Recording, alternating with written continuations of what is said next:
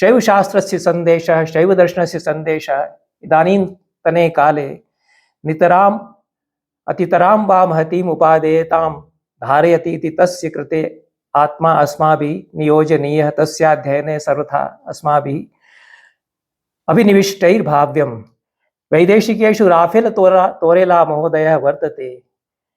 तेन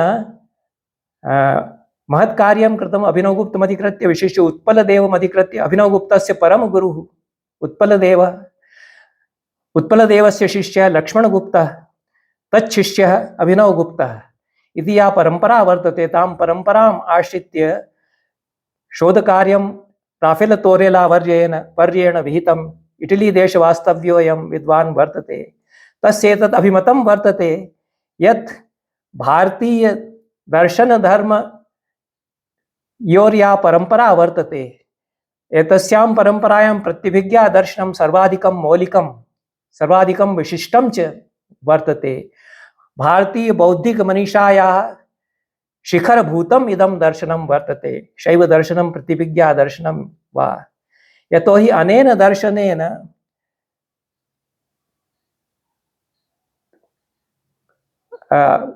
दर्शनस्य यानि बन्धनानि सन्ति, संकीर्णानि बन्धनानि यानि अस्माकं विचारधाराणां दर्शनानां धर्माणामपि वा आसन्, तानि मोचितानि।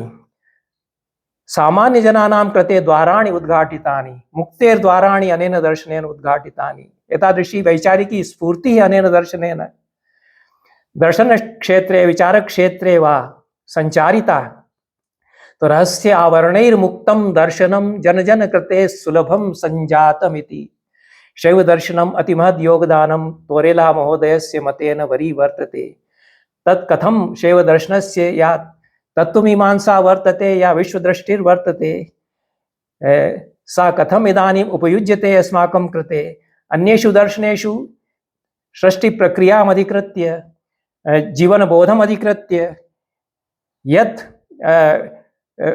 प्रस्थानं प्रकटितं, तदपेक्षया शैवदर्शने यत् प्रस्थानं निर्मितं वर्तते तद् अस्माकं कृते समधिकतरं ग्राह्यं भवति इति मम मतिर्वर्तते।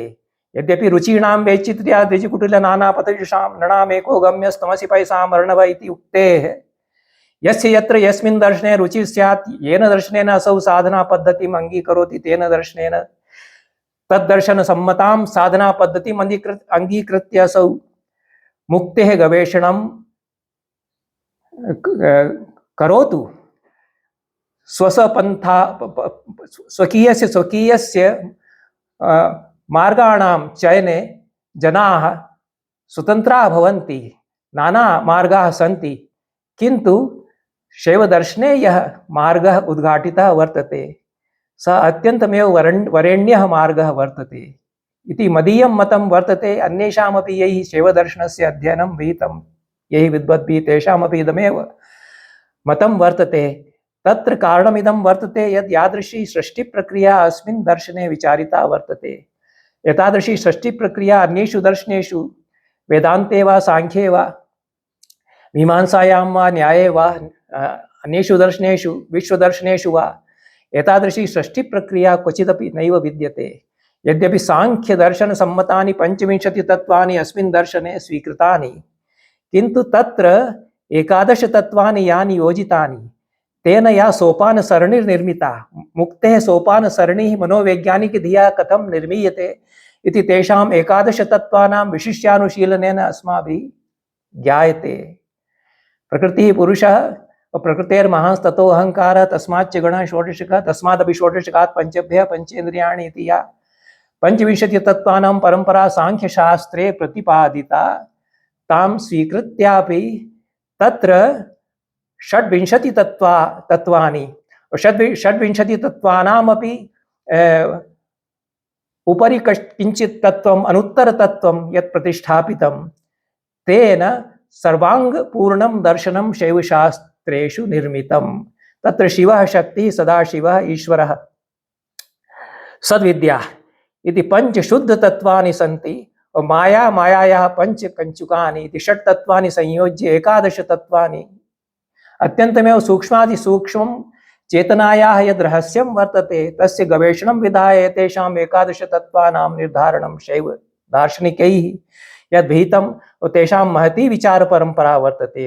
तत्र शिवः कः, शक्तिः का, कश्च सदाशिवः, कश्च ईश्वरः, का च सद्विद्या इति यदा ते दार्शनिकाः विचारं कुर्वन्ति तत् मानवीयचेतनायाः अतितरां गूढरहस्यानि उन्मीलन्ति। तेन या दृष्टिर्वर्तते चेतनाविषये शैवदार्शनिकानां, सा दृष्टिः इदानीमपि अस्माकं कृते अत्यन्तमेव वैज्ञानिकी ग्राह्या च वर्तते। यतो हि शिव एव माता प्रमाता वा वर्तते। असौ शिवः ज्ञानशक्त्या क्रियाशक्त्या च संवलितो, शक्त्या संवलितः आत्मानम् अभिव्यनक्ति। तत्र शिव एव दर्पणायते समग्रं विश्वं भाभासते तस्मिन् इति। तो तस्यैव शिवस्य बहिर्भावात्मकः उन्मेषः ईश्वरः, तस्यैव अन्तर्निमेषः सदाशिवः, तस्य आन्तरिकी ज्ञानदशाया उद्भास एव साधः इति। तत्र सदाशिवस्य ईश्वरस्य स्वरूपं निरूप्य एता कथं चेतनायाः बहिर्भावः भवति, परमतत्त्वस्य बहिर्भावः कथं भवति, उन्मीलनं निमीलनं च कथं भवति इति या प्रक्रिया प्रतिपादी शैवशास्त्रे, सा प्रक्रिया उपनिषत्सम्मता वेदसम्मतापि वर्तते।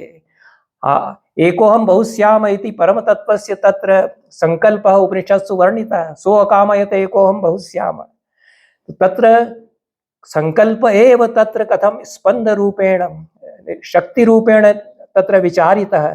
तेन अधिकतया सूक्ष्मेक्षिका शैवदार्शनिकानां षष्टिप्रक्रियायां वर्तते। तेन षष्टिप्रक्रियायाः ज्ञाने अस्माकं परमतत्त्वस्य गवेषणे काचन सूक्ष्माधिः प्रादुर्भवति इति। शैवशास्त्रस्य आधुनिके काले काचन महत्ता वर्तते। सा महत्ता यैः शैवशास्त्राणाम् अध्ययनं कृतं तैः स्वीकृता, किंचित उपेक्षा शैवदर्शनानां संजाता, शैवशास्त्रस्य संजाता इति प्रतिभाति। अत्र विचारः करणीयः, केन हेतुना केन कारणेन शैवदर्शनम् एतावतीं यादृशीं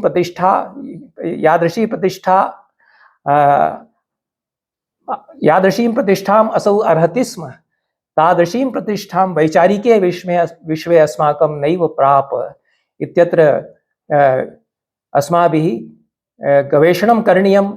अस्मिन् अध्ययनकेन्द्रेपि एतादृशी गवेषणा कर्तुं शक्यते। यतो हि शैवदर्शनस्य एतादृशी सूक्ष्मा विचारधारा वर्तते, चिन्तनसरणिर्वर्तते, जीवने अस्य उपादेयतापि अस्माभिः इदानीम् अनुभूयते, किन्तु तस्य तादृशः प्रचारः भारते दर्शनक्षेत्रेषु नैव सञ्जातः। अस्य शोधकेन्द्रस्य अध्ययनकेन्द्रस्य वा इदमपि एकं कार्यं भवितुमर्हति, यद् शैवशास्त्राणां सामान्यजनेषु बुद्धिजीविनां मण्डलेषु वा समग्रेपि संसारे वा यथा प्रतिष्ठा जायेत, यथा अस्माकं दर्शनं कथं महनीयं वर्तते, शैवशास्त्रेण कथम् अस्माकं दर्शनं शिखरम् आरूढम् इति यथा स्वीक्रियेत समस्ते जगति इति एतादृशः प्रयत्नः अनेन अध्ययनकेन्द्रेण करणीयः। अत्र अवश्यमेव साफल्यम् अस्य केन्द्रस्य शोधकार्येण अवाप्येत इति अहं मन्ये। शैवशास्त्रे यानि 36 तत्त्वानि विचारितानि, तदुपरि 37तमः तत्त्वः अनुत्तररूपेण तत्र विचारितः। तत्रापि शिव एव अनुत्तरायते, शिवस्यैव प्रकृष्टं रूपम् अनुत्तररूपं किञ्चित् वर्तते। शिव एव शक्त्या संवलितः, तत्र ईश्वररूपेण आत्मानं सदाशिवरूपेण आत्मानं प्रकटीकरोति, समस्तं च विश्वम् असौ आविष्करोति। तो समस्ते संसारे शिव एव वस्तुतः भाभासते। तेन शिवमयी दशा प्रत्येकं जनस्य अनया भावनया जायते। शिवाद् वयं भिन्नाः न स्मः, शिवः सर्वत्र विराजते इति। तेन कणे कणे अस्माकं संसारस्य शिव एव राराजते इति भावना जायेत। तेन जगत् मिथ्या वर्तते, विवर्तभूतं वा वर्तते जगत्, तेन अस्माकं मतौ संतोषो न भवति। जगत् रज्जुर्वा वर्तते, सर्पो वा वर्तते इति नैव ज्ञायते, कथं व्यवहरामः।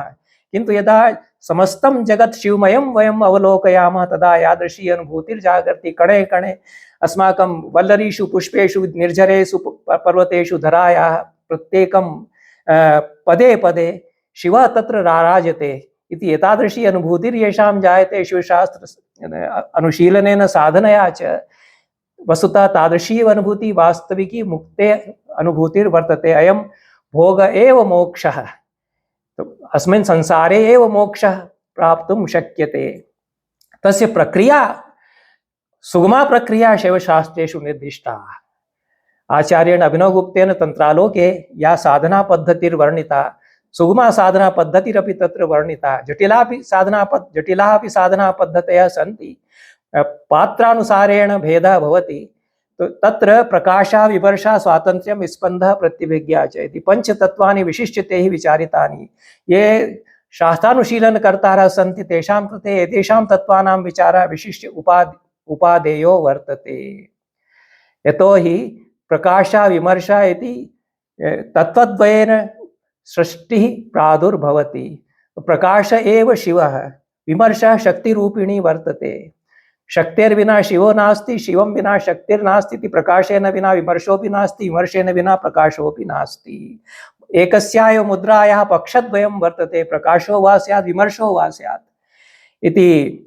एक ही सिक्के के दो पहलू हैं इति यद् दर्शनं तत्र प्रकाश विमर्शयोः समायोजनेन कथं स्वातन्त्र्यं भवति शिवस्य सृष्टेः, तेन सृष्टिप्रक्रियायां वा तेन तादृशमेव स्वातन्त्र्यं प्रतिजनं विलसति। तस्य संक्रांतिः प्रत्येकं साधके भवेत्, प्रत्येकं जने भवेत् इति। शिवस्य यत् स्वातन्त्र्यं सृष्टिप्रक्रियायां वर्तते तत् स्वातन्त्र्यं प्रत्येकं मनुजस्य स्वातन्त्र्यं वस्तुतः वर्तते। अतएव कला सर्जना प्रक्रियायां, काव्यरचना प्रक्रियायाम् अपि शिवरूपायते सृष्टा कविर्वा कलाकारो वा। तो तादृशी तस्यापि सृष्टिर्भवति। तो तस्या सृष्टेरपि काचन मुक्तिप्रक्रिया वस्तुतः मुक्तेः पन्थाः आविष्क्रियते इति यत् दर्शनं निर्मितं तेन महती संभावना अस्मादृशां जनानां कृते निर्मिता। ये सरस्वती समुपासकाः सन्ति, ये सारस्वतमार्गानुयायिनः सन्ति, तेन शब्द साधनयापि सारस्वत साधनयापि मुक्तेः पन्थाः काचन उद्घाट्यते इति अभिनवगुप्तमतेन वयं जानीमः, वयम् अनुभवामः। एतत् सर्वथा मिथ्यावार्ता नास्ति। तो शब्दाः अपि अस्मान् मोचयन्ति, मुक्तेः पथं प्रशस्तं कुर्वन्ति, पन्थानं प्रशस्ती कुर्वन्ति। एतादृशः कश्चन मार्गः अनेन दर्शनेन निर्मितः।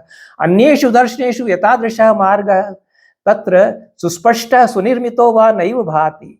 अतएव शैवदर्शनम् अतितराम् अस्माकं कृते ग्राह्यं वर्तते इति मदीयं मतं वर्तते। तत्र स्पन्दः इति तत्त्वं यद् विचारितं तस्य स्पन्दस्य परिव्याप्तिः निखिलायां सृष्टिप्रक्रियायां तैः या प्रतिपादिता सा एव प्रक्रिया कलासृष्टौ अपि तैः निर्दिष्टा, काव्यसृष्टौ अपि तैः निर्दिष्टा। अतएव यद् एकीभावरूपता प्रत्यपादि अस्माकं शैवशास्त्रकारैः तेन काचन मुक्तेः मार्गः प्रशस्तः कृतः तैः। इयं सा मोक्षमाणानाम् अजिह्वा राजपद्धति इति भर्तृहरिणापि उक्तमासीत्। भर्तृहरेर्यद् दर्शनं वर्तते, शब्ददर्शनं, शब्दाद्वैतवाद दर्शनं, तस्यापि पुनः प्रतिष्ठा शैवशास्त्रेष्वेव यथा जाता सा अन्यदर्शनेषु नैव जाता। भर्तृहरिणा तु कथितं यद् मोक्षमाणानां कृते इयम् अजिह्वा राजपद्धतिर्वर्तते। वाक्यपदीयस्य महान्तः विशेषज्ञाः सन्ति, हरिशंकर पाण्डे महोदयाः, तैः टीका प्रणीता वाक्यपदीयमधिकृत्य इति अहं जानामि।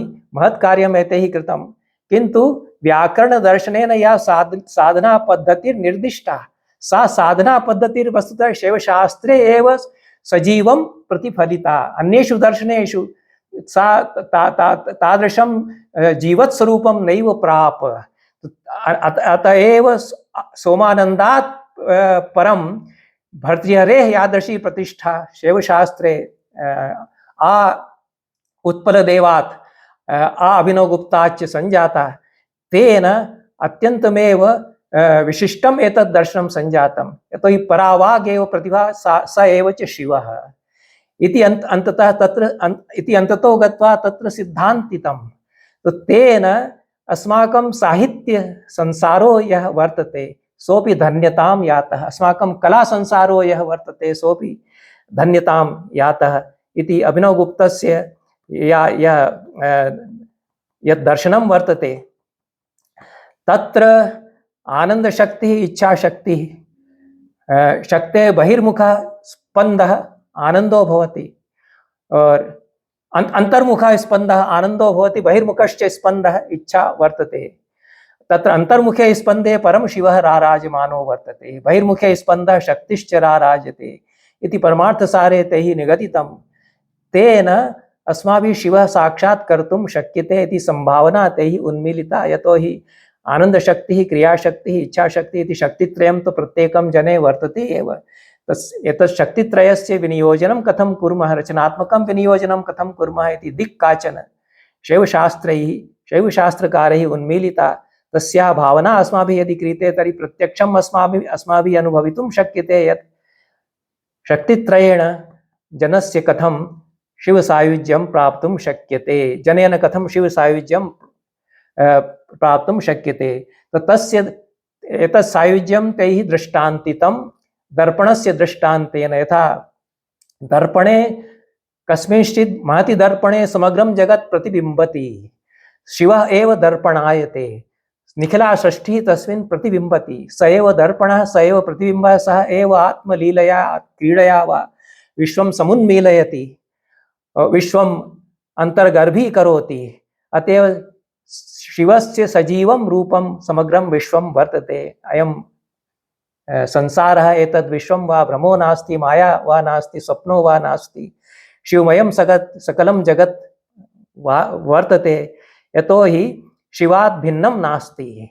दर्पणे प्रतिबिम्बस्य अंगप्रत्यंगानि पृथक् पृथक् भासन्ते, किन्तु तेषां वस्तुतः दर्पणात् पृथक् सत्ता नैव भवति। दर्पणे एव विश्रान्तं सर्वं भवति। यद्यद् दर्पणे प्रतिबिम्बते तथैव समस्तं जगत् सजीवं जगत् वर्तते। यदि दर्पणस्य दृष्टान्तः तैः दत्तः, किन्तु दर्पणं जगति यद् दर्पणः अस्माभिः विलोक्यते स तु निर्जीवः दर्पणः भवति, और शिवस्तु चैतन्यमयः दर्पणः भवति। तस्मिन् चैतन्यमये दर्पणे यदा विश्वं प्रतिबिम्बितं भवति तदपि चैतन्यं भवति। यथा दर्पणः भवति तथैव प्रतिबिम्बः भवति। तो शिवः चैतन्यमयः वर्तते। दर्पणे यत् प्रतिबिम्बते शिवरूपे दर्पणे तदपि सर्वं चैतन्यमयं भवति। तेन निखिलमपि विश्वं शिवश्चैतन्येन संवलितं वस्तुतः वर्तते। एतद् अस्माभिः मायायाः पंच कंचुकानि यानि सन्ति तेषाम् आच्छादनं यद् वर्तते तत्कारणात् अस्माभिः अनुभवितुं नैव शक्यते। पंच कंचुकानाम् अपाकरणात् यदा शिवस्य सायुज्यं प्राप्यते तदा मायाबद्धः यः जीवः यः पशूयति स एव शिवो भवति। तो जीव एव शिवः, मनुष्य एव शिवः। तो मायाबद्धः असौ पशूयति, मायायाः कंचुके निर्मुक्तः असौ शिवायते इति त्रिकदर्शने अभिनवगुप्तपादाचार्याणां मतं वर्तते। प्रतिविज्ञादर्शने तेषां मतं वर्तते। तो यदा मायायाः पंचकंचुकानाम् अनावरणं भवति तदा तत्र अहं प्रत्यवमर्षः जागर्ति। अहं प्रत्यवमर्षेण शिवमयोऽहम् इति काचन प्रतिभिज्ञा प्रतिसन्धानं वा भवति। तो प्रतिभा प्रतिसन्धानं प्रत्यवमर्षः इति एतादृशा शब्दाः ये शैवदर्शने व्याख्याताः सन्ति सर्वत्र प्रत्युपसर्गस्य प्रयोगः तैः कृतः।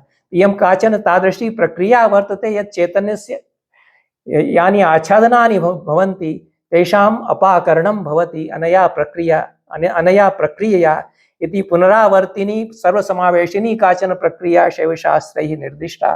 तेन मनुष्यजीवनं किम्, मनुष्यजीवनस्य इयत्ता का वर्तते इति एतादृशः यादृशः विचारः शैवशास्त्रे विहितः सोऽपि अनन्यसाधारणः एव वर्तते।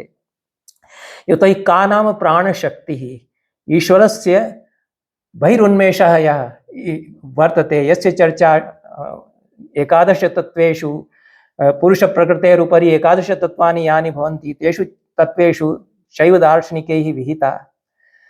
तत्र ईश्वरस्य बहिरुन्मेषः व्यक्तीकरणं वा संसारे स एव उन्मेषः प्राणः। प्राणशक्तिः समग्रेपि जगति व्याप्ता वर्तते। अस्माकं देहेपि प्राणशक्तिरेव ओता च प्रोता च वर्तते। साक्षात् तस्य अनुभवः अस्माभिः तथा कर्तुं नैव शक्यते, किन्तु यदा अनुभवः जागर्ति तदा प्राणशक्तेः स्पन्दः अस्माभिः अनुभूयते, प्राणस्पन्दनम् अस्माभिः अनुभूयते। अस्फुटदशायां भवति, यदा स्फुटी भवति, स्फुटं स्पन्दः, स्फुटः स्पन्दः प्राणशक्तेः, अस्फुटश्च स्पन्दः प्राणशक्तेः इति द्विधा स्पन्दः तैः तन्त्रालोके आचार्यवर्यैः प्रत्यपादि। तो एतद् अयं स्पन्द एव जीवनं। तो स्पन्दस्तु सर्वत्र वर्तते, सृष्टेः कणे कणे स्पन्दः वर्तते। यत्र स्फुटी भवति तत्र शिवसायुज्यस्य पन्था साक्षात् दृश्यते इति